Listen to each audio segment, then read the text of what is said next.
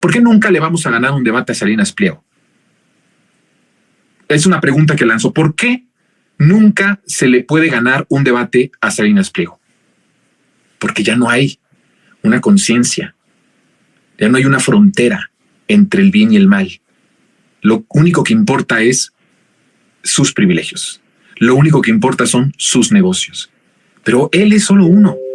Él es solo uno de muchísimas personas, de muchísimos empresarios que no son empresarios, que son traficantes de influencias, que ya no tienen esta conciencia del bien y del mal. Que vuelvo a repetir, es lo que en esencia nos separa de los animales. Aunque nosotros también lo somos, ¿verdad? Nosotros somos también en ese sentido, pues somos seres humanos.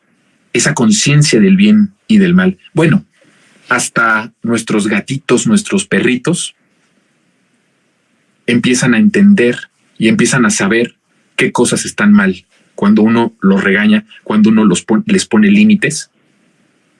Y ¿no se han dado cuenta de eso? Los que amamos a los animales y le tenemos un respeto a los gatos, a los perros, a todos los seres vivos, ¿no? Pero hablo de los gatos y los perros, que es ahora lo que más se tiene en las casas, en los departamentos. Hay personas que no tienen ahora hijos y tienen animales y que pues prácticamente les dan su amor, les dan su vida a estos seres vivos. Y han visto ustedes cómo cuando hacen algo malo, o no malo, que afecta a lo mejor la limpieza, los sillones, alguna cuestión de estas, y se les regaña, se les llama la atención, ellos incluso su manera de verte, su manera de poner sus ojos, sus orejas, toda esta parte habla de que saben que hay algo que no está permitido y que lo hicieron. Y hay animales que muestran incluso un grado de arrepentimiento importante después de que son regañados y de que son señalados de que hicieron algo que no tenían que hacer. Y van aprendiendo. Esos instintos van aprendiendo los límites. Bueno, ellos también, ellos ya lo hacen. Estas personas, peligrosísimo lo que estoy diciendo, que haya esta generación de potentados sin un uso correcto de la división de lo que está bien y lo que está mal. Y entonces mandan a sus zombies. Qué doloroso ver a mis colegas reporteros y reporteras cuando teníamos tantos sueños de cambiar el periodismo en México, de cambiar la manera tan atroz en la que se nos negaba la verdad en los tiempos de Jacobo Zabludovsky, por ejemplo, y que teníamos la intención, las nuevas generaciones, después de eso, de hacer un periodismo libre, verdadero, independiente, humano, social, con sentido social y humano, y verlos a todas estas personas que en algún momento criticaron incluso a Jacobo Zabludovsky, convertirse en un zombie de estos monstruos, de estos perversos dueños de los medios de comunicación. ¿Cuál es el debate, querida audiencia, en la que tendríamos que centrar esos acontecimientos? El debate, a mí me parece, tendría que ser las concesiones que el Estado le da a los medios de comunicación.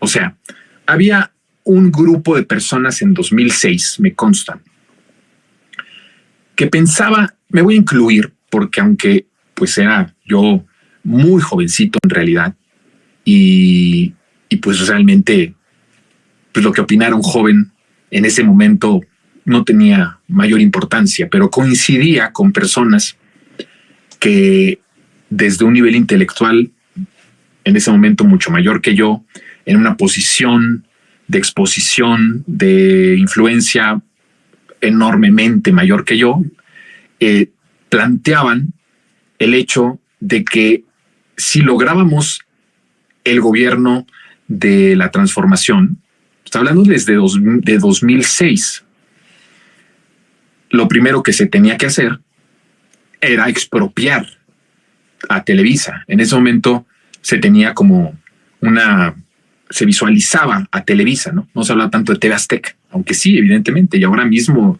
son los que han actuado de forma más perversa, ¿eh? Tiene mucho que ver con esos 25,000 millones de pesos que se le está cobrando a Salinas Pliego, ¿no? Evidentemente. Por eso digo, ya no importa el bien y el mal, son sus intereses. Es esa perversión, esa enfermedad de la que ellos se contagiaron voluntariamente, ¿eh? No crean que alguien los infectó, no. Voluntariamente se infectaron de esa enfermedad que ahora no los hace ver entre el bien y el mal. Lo único, se han puesto como bestias. A lo único que reaccionan es cuando les tocan, por mínimo que sea, sus intereses, sus negocios y sus privilegios. Y entonces en 2006 había una parte de los intelectuales, conocía a varios que decían abiertamente, abramos el debate de que no vamos a poder transformar este país, 2006, sin expropiar Televisa. Porque los obstáculos más importantes para la transformación no va a ser ni los políticos ni los empresarios, van a ser los medios de comunicación. Y había ahí un debate. Había algunos que decían, no, nosotros no somos iguales a ellos, vamos a ganar de manera por la conciencia, vamos a ganar por la razón, vamos a salir adelante cuando la realidad nos dé la razón y no tenemos que actuar de esa forma para quitarle concesiones a los empresarios. Y es un debate que yo diría se perdió muchísimo conforme fue avanzando el tiempo y conforme también López Obrador se dio cuenta que tenía que rivalizar un poco menos con los dueños de los medios de comunicación para poder tener y lograr la última oportunidad que teníamos de transformar. Yo les he dicho que López Obrador, muchas de las decisiones que ha tomado ha sido con la conciencia plena de que esta era la última oportunidad. Y es la verdad. Esta era nuestra última oportunidad. 2018 era nuestra última oportunidad. No veía yo otra posibilidad después de 2018. Ya no iba a haber tiempo, nos iban a devorar todo. Ya Pemex estaba entregado, la educación estaba entregada, todas esas reformas estructurales estaban llevadas al pie de la letra. El último toque para que nosotros nos convirtiéramos en un satélite de los potentados, en un país satélite sin soberanía, sin independencia, sin gobierno propio, ni siquiera ya con gerencia. Ya ni siquiera los presidentes iban a ser gerentes, iban a ser simples administradores de las ganancias de los potentados internacionales. Por eso yo digo, el fin del salinismo neoliberal era que México se convirtiera en un satélite de los potentados, un satélite de explotación, literalmente. Y eso fue dando debate de cómo podíamos o no transformar al país con los medios de comunicación. López Obrador decide no seguir parar un poco el debate, porque eso ponía muy nervioso a los dueños de los medios. Que cuando hablamos de dueños de los medios, también estamos hablando mal, ¿eh? Son los encargados de la concesión. A Emilio Azcárraga no le costó el tener el espectro y construir el monopolio que hizo. No le costó porque pues el Estado le da el espectro y él hizo negocio. O sea, recuperó muy pronto lo que pagó de concesión. Es un gran negocio. Entonces, hizo cosas López Obrador porque sabía que si seguía con lo que se decía o lo que se debatía en 2006, nos iban a volver a cerrar completamente el espacio y no iban a permitir que llegara la transformación. Es algo que no entiende tampoco la comentocracia de izquierda. Es algo que no lo logra entender porque, de nuevo, están desconectados del pueblo. Es algo muy fuerte.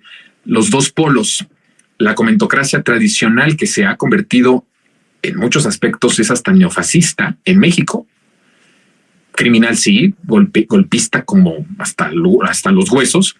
Y la comentocracia de izquierda en esa intención de bañarse en purismo, esos extremos tienen algo en común, que son extremos y que están desconectados. Son tan extremos que están desconectados del pueblo.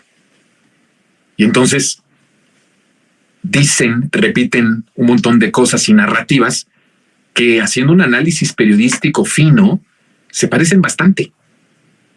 Hay veces que coinciden, que lo dicen con las mismas palabras y en los mismos tonos. Claro, por razones distintas en esencia, pero al final dicen lo mismo. Es de las cosas que no perdona la comentocracia, es que no perdonan a los que hablamos y a los que les decimos su condición. No nos quieren, nos odian. Si por ellos fueran, no tendríamos espacios en ningún lado. Pero no se les ha hecho. No se les ha hecho. Y entonces el presidente tuvo que optar por suavizar un poco esa parte en contra de Televisa, en contra de los medios. Hizo, además de un equipo consultivo, se reúne con los dueños de los medios de comunicación y tiene reuniones. No sé cuándo ha sido la última, pero hasta hace un año todavía tuvieron reunión en Palacio Nacional, porque entendía además que tenía que haber este equilibrio y no puedes dinamitar el proceso de transformación cuando está iniciando. Eso hubiese sido criminal, eso hubiese sido la peor traición. Miren, por intenciones buenas de ser radical y de llegar con una transformación radical a todas las esferas y a todos los rincones del país, en todas las actividades, hubiera sido contraproducente y hubiese tenido el efecto contrario. Nos hubieran suspendido la transformación y entonces eso hubiese significado algo peor para el destino del país. Como López Obrador sabía que no teníamos tanto tiempo y sabía que esta era nuestra última oportunidad, sí tuvo que decidir cosas que no hubiese decidido en 2006, que de hecho no hubiese decidido ni en 2012, porque sabía que había una responsabilidad más fuerte. ¿Cuál era esa responsabilidad? Que cada minuto que él se pusiera peleando con Televisa y con TV Azteca, cada minuto que él ocupara para eso, era un minuto perdido para la gente que está sufriendo en este país. Miren, la transformación